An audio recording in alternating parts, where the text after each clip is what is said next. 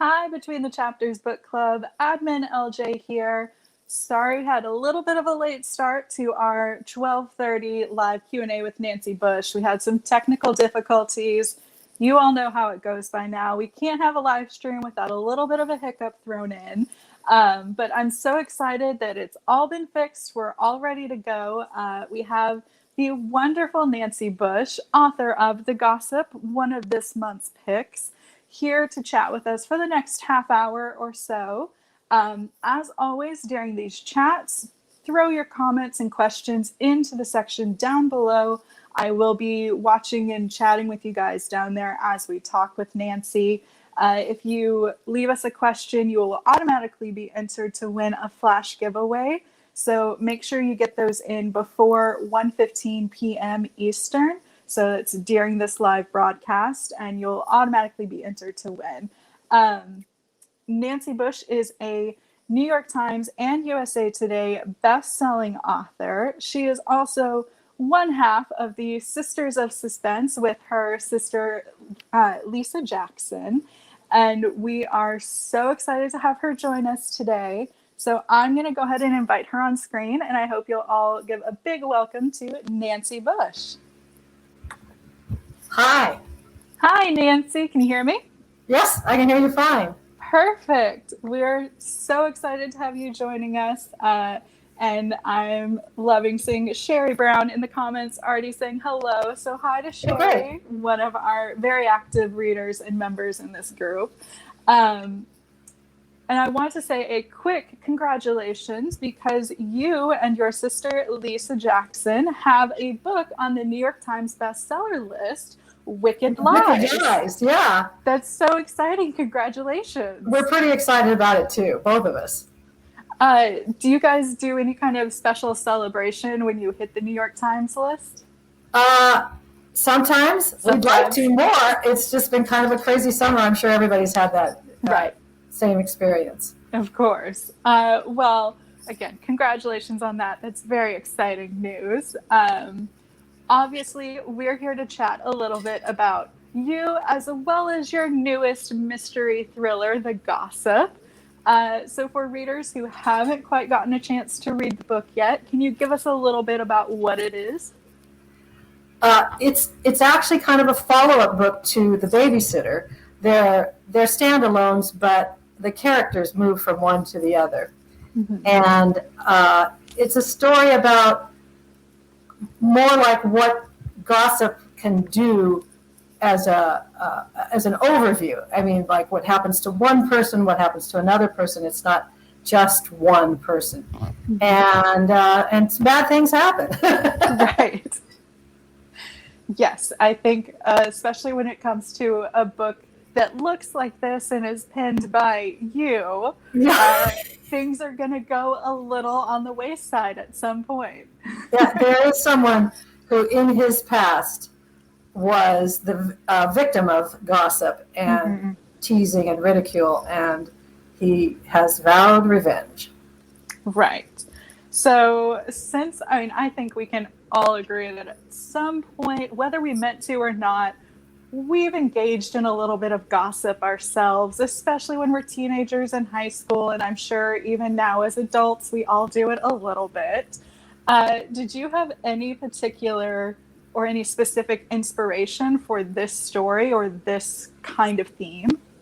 I had read one time about a serial killer who was teased, and it was one of those things that kind of burned in his brain, and he never got over it. And it's kind of a lesson in you got to let some things go. Right. But he carried a grudge, and it was kind of that I was thinking about when I conceived the character who gets so upset and thinks this ruined his life, when in reality it was just a moment in time. Right. I do always love this question. So a reader is asking, if you could change places with one character for a week, what character would you want to change places with? Any character, any book? We'll do any character, any book. You've got a lot behind it. Actually, of my own books, the Jane Kelly series, I love the character of Jane Kelly, and she was so much how I thought in particular. She's of the Jane Kelly mysteries, which are Candy Apple Red and Electric Blue and Ultraviolet. Anyway, she's a private investigator, but kind of in training, and kind of wonders what the heck she's doing. So I guess I would go with her. That's a pretty good one to pick. She's pretty phenomenal as a character. Sorry, I just lost my place on our comments thread. This is a great one too. How long have you been writing? Forever, it feels Right. My sister and I started in 1981. My daughter, who is now 41, was one. So I guess I'd say 40 years. And I read an article in Time magazine about how young mothers were writing romance novels and making a career out of it. And so I told my sister, Lisa Jackson, and her real name is Susan Lisa Jackson. And I said, Susan, I think we could do this. And she told me I was crazy. And I kind of thought I was, but then she started writing, and we ended up writing a first book together that never sold anywhere. But it gave us the bug and kind of a roadmap on which way we wanted to go. And it was great. You know, sometimes crazy ideas have a way of working out. Yeah. I mean, I just threw it out there because I was thinking, hey, we're home with our babies at that time. Now they have babies of their own. Actually, they have teenagers of their own, but that's Isn't that exciting? Yeah. I just spent 2 weeks with my grandchildren, and it was really fun, but I just went to bed, and I thought I would never wake up. I was so tired. Right. I can imagine that would be the case. Another great question from a reader. Have you ever had any surprises or maybe a memorable interaction with a reader at a book signing? No, but I recently had kind of a moment that made me feel good. I was at a signing, and I was talking to this woman who really wanted to be a writer, and she was just saying how she was struggling with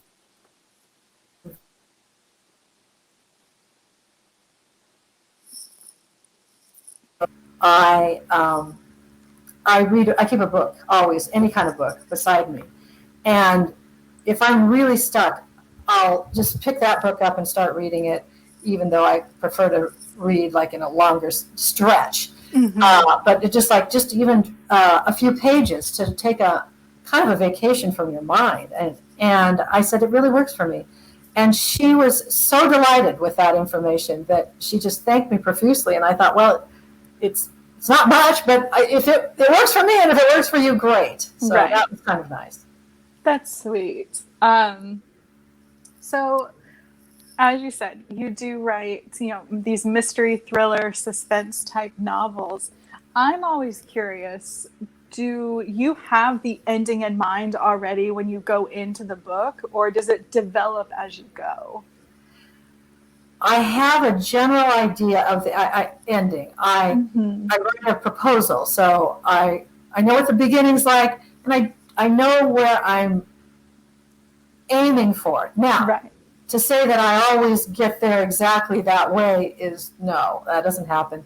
But a lot of times I kind of know what that last scene or resolution is going to be, but sometimes not. I mean, sometimes it goes a different way, and that part might be in there, and it's like, no, the ending is really this. So it can change.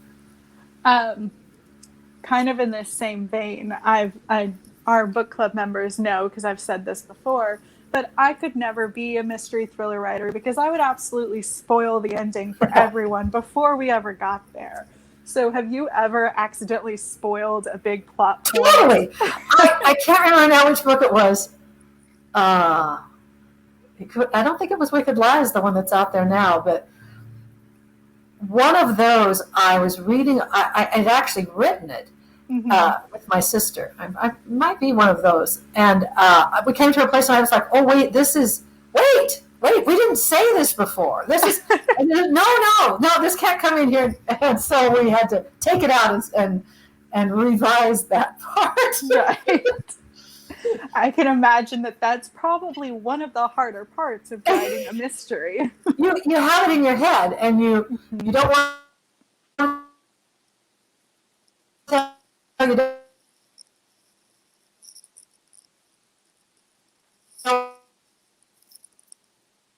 want to tell you don't want to hold it at me. That may be the one. I'm not sure. I think so. This is pretty similar, and I know I would definitely, the answer for me would be yes, but a reader wants to know if you've ever scared yourself while writing these books. I can definitely get the hair on my arms to stand up occasionally. One time, this is sort of different than that. I was doing some research on something, and I was writing in this room that we have that's doesn't have any windows. It's a TV room, and I had turned the TV on for some reason, but it was really on a delay about coming on. So I'm reading, and the TV just blasted on all of a sudden. I just jumped about a foot. I was like, whoa! It really scared me. Because it was kind of, this dark hole anyway. Anyway. Right.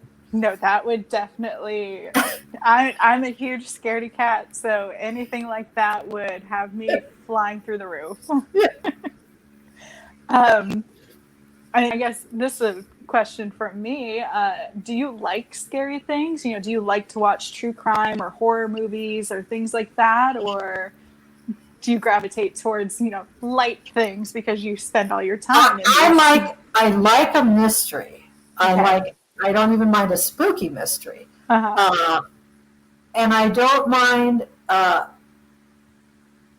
action suspense, but when you step a toe into the horror genre, right. There are parts that I actually think are really good, but I have a tendency, and if it's grisly, I'm out.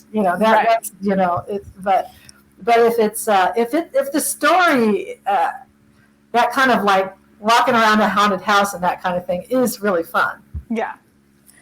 See, not for me. Total scared cat. Yeah. So I'll leave that for everyone else. Are there certain kinds of triggers or moments that will just make you go, oh, this has to be a storyline, or I have to write this down in a book somewhere? Sometimes, sometimes somebody says something, it's just a line or whatever, and I think that is what we were talking about Jane Kelly. That's what Jane Kelly would say. I need to write that down. That's the kind of thing. I definitely have that. And sometimes on the news, as far as stories, there's something will crop up and I'll be like, or reading about some strange crime or aspect of it that makes me think that would work in this story or something similar to it. Another reader question. You kind of mentioned it a little bit at the beginning, but I want to broaden it just a bit. I know you said you kind of got started because you thought you would be writing romance novels, possibly. Obviously you now write these suspense and these mystery thrillers.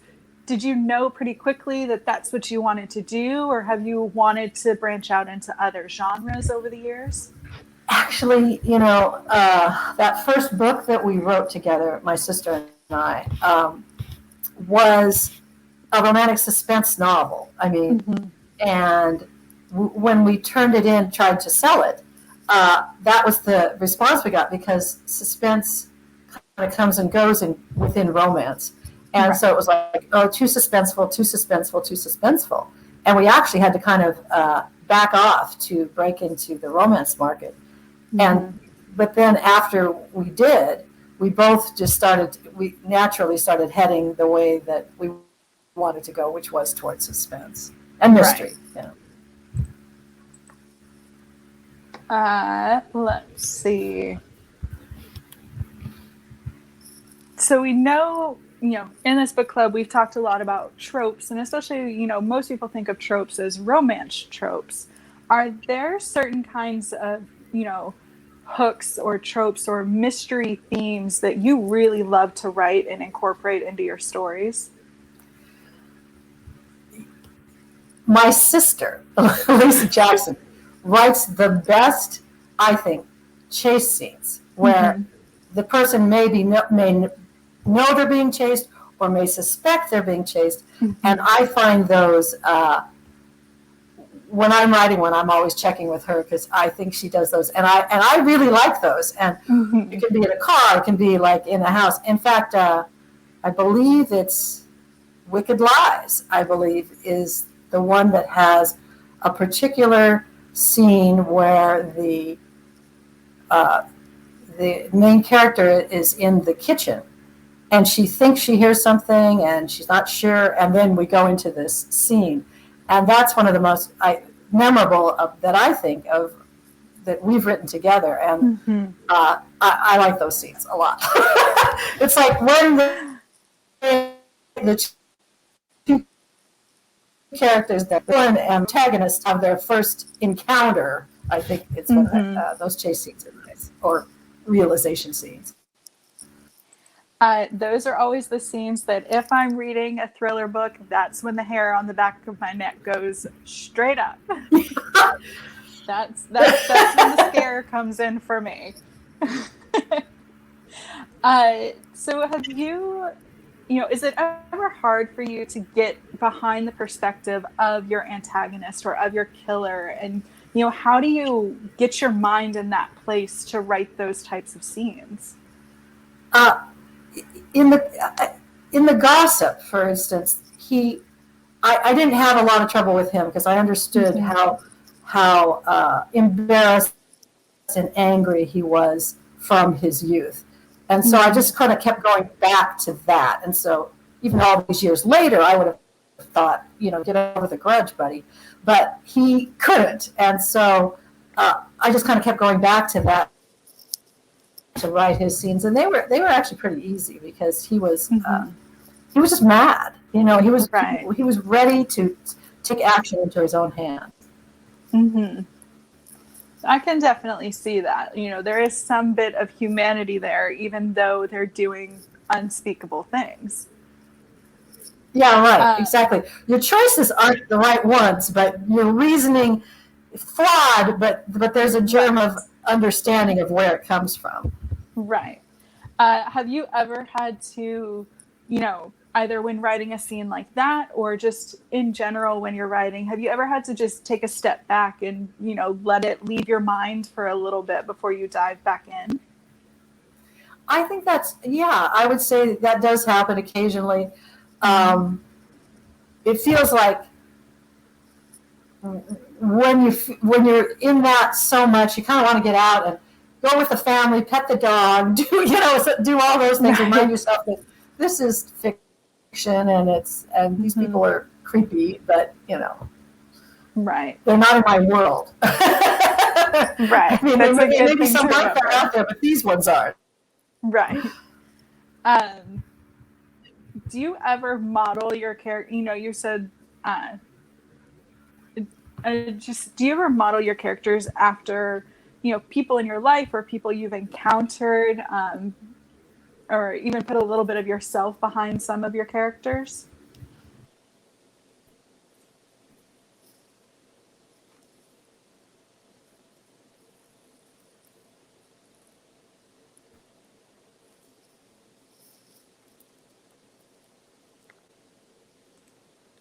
Into some of my characters in that.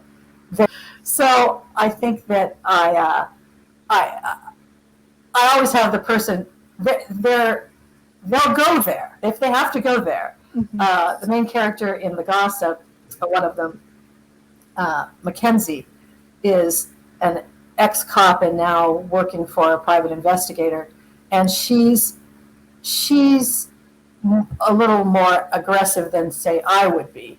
So I have to kind of remind myself of that. But she has a sense of self-preservation and irony that I think is more like me. Right. You froze a little bit, so I don't know if you said this, but I'm going to kind of continue off that question.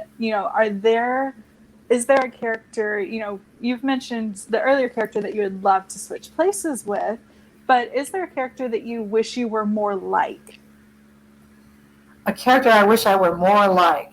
Mm-hmm. Well, yeah, I would like to have a little more. I'm just basically the one that's going to like avoid the confrontation and Right. in any way I can, maybe to my detriment. And some of my characters, obviously, they cannot do that, and they don't do that, and they actually they speak their minds a little more than I.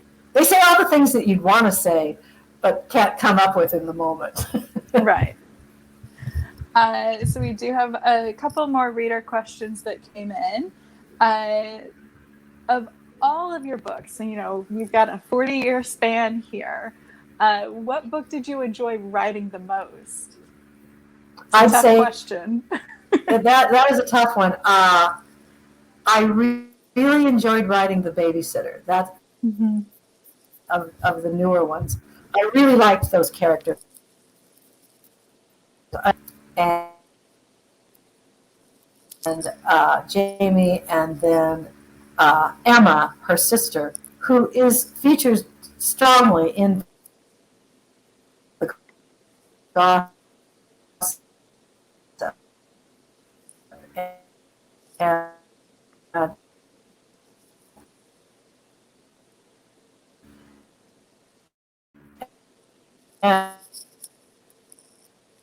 And what happens to Emma is a tragedy, but she becomes this, I don't know, this sort of, are we back? Yes, I can hear you now. You froze a little bit on me there. Can you hear me? I was talking about Emma. Yes, Emma. Yeah, can you hear me? Yes, I've got you now. Okay. Emma. I don't know where we left off, but what happens to her is a tragedy, but she becomes this sort of savant in her pithy way of just getting to the issue at hand. And she features prominently in the gossip. She's kind of, I have a main character who is driving the story, driving the investigation, Mackenzie. Emma is a big part of it too, and she's very, I like that character a lot. It's just interesting. Of specifically the gossip, was there a favorite part of, this book, either the writing process of it or a particular part of the book itself that, you just really love, either a specific character or scene or just something that you put into this book that really stands out to you? Well, my little gimmick, I guess, in this book is the cat. Mm-hmm. And you start out, the very first scene is with the cat. It's really, it introduces you to the assisted living place where Emma is now staying. And the cat kind of leads you in and actually shows up a couple times in the book and is fun. I mean, it's the memorable part of the book. I've had people say to me, love the cat. Yes, well, as a cat lady, I love any book with a cat in it. So I agree. Yeah. We've talked a lot about how this particular book does deal with, the old wounds of gossip and the old wounds of bullying and how it can kind of carry through in your life. And we have a reader wondering if, even though it's not the intention of this book to spread a message about that particular topic, do you hope that readers walk away with a little more awareness of what that can do to someone? Well, sure. I that would be great. Mm-hmm. I think high school, junior high, grade school even, those memories can be so sharp for people. Mm-hmm. and those experiences. we hold on to them for so long, and I think that if someone can come away and realize you've got to get over stuff and not make it ruin your life or be this sort of way you're going to be. I heard a comment once, or a little adage, carrying a grudge is like swallowing poison and expecting the other person to die. And I think that that's, kind of what's going on in the gossip. Right. No, I think it's a great thing to remember too. And I do love that this kind of shows what can happen if it happens to the wrong person, or if it just keeps happening. Right. So I love that. Just checking our comment section to make sure I haven't missed any pressing questions from anyone. Let's see. We do have a couple people wondering if any of your books have ever been movies or TV shows. And if not, if you could make one book a movie or a TV show, which one would you want it to be? I went through a process a couple of years ago with the Jane Kelly mystery series, Candy Apple Red, Electric Blue, and Ultraviolet. And it came very close to being a series. But the whims of the television industry, it's interesting how things change. So it didn't happen, but I guess that's the series that seems to be, it's a mystery series as opposed to suspense, and with a continuing central character that would be. Although I will say, now that I'm writing the Babysitter and now the Gossip, the second one, and I'm currently writing The Neighborhood, which is the third one in that series. It's sort of has a little bit more of a small town feel to it, and I kind of I think of it in those terms sometimes when I'm writing, like this is a scene that would be, this is a good scene, like that would be visual. Right. Not that I'm aiming for that, but it kind of crosses my mind now and then. Right. Well, even if you're not aiming for it, sometimes that's, even as readers, that's how we read it. We want to picture it. We want it to be visual in our brains. So I love when there are those scenes incorporated where you can just see it on a screen and you know what it would look like. Yeah. So a lot of your books are centered around, areas that I know you've been around, that you either live in now or have lived in, areas that are familiar to you. One reader is wondering if you would ever base a book in Canada. I would love to. I don't. I just don't want to be make mistakes. Like one of our books actually, the one that Susan and I wrote together. Struggling with the title all of a sudden. One Last Breath. That's that one. Yes. Takes place in the U.S., but it's on a little peninsula that is, you have to go through Canada to get to it. So you go through the state of Washington and into Canada, and then back into this little portion of the U.S. And we thought it was so interesting that the only way to get there was to go through another country, even though it is the U.S. Right. I guess maybe you could come by sea, but it's kind of like an area where they don't, the Coast Guard's there, but they kind of monitor that in a way. It's not like there's not like a ferry that goes there. Right. That you'd have to try hard. Right.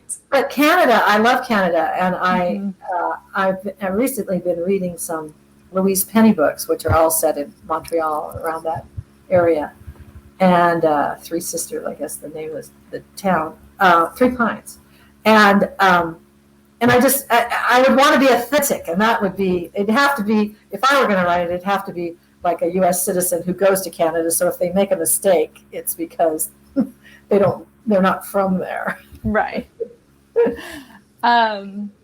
So one last question before I let you and all of our readers go for the afternoon. This was a reader question as well, so it worked out that I also had it on my backlist. Other than Lisa Jackson, who is your favorite mystery author to read? You know, who's next on your TBR pile?